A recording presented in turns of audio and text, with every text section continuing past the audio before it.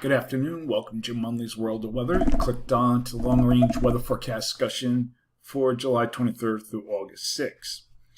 Nothing has really changed, but this pattern here will gradually de-amplify, but we will still have a strong ridge for the foreseeable future in the west and some kind of a trough, weak trough here in the northeast. So we go to the various days in the models and we come to the 27th.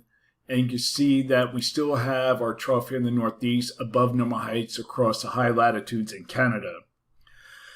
The flow gradually, like I told you, like I said before, it'll gradually de-amplify, come to more progressive flow across the northern states.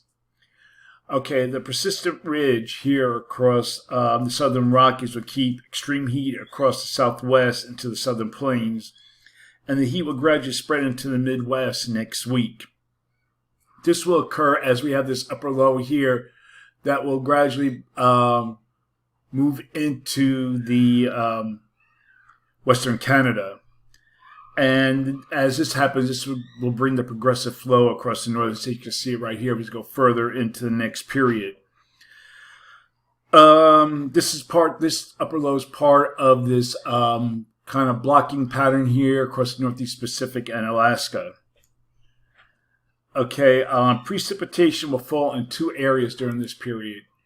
One would be in the Four Corners region due to diurnal activity, and the other one would be here in parts of the east as several systems in the northern stream impact the region.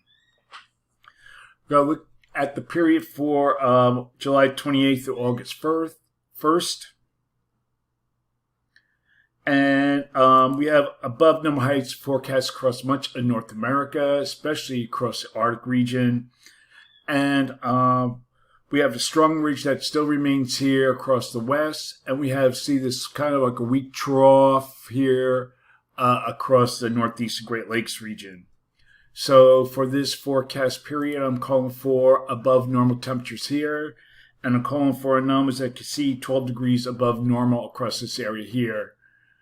Parts of the west and along the Gulf Coast states.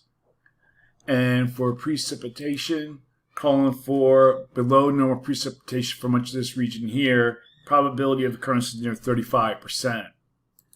Now we're going to look at the period for August 2nd to the 6th. And you can still see we have our trough here in the west. Still kind of a progressive flow here in across the northern states. Some kind of a weak trough in here still remaining across parts of the Great Lakes in the northeast.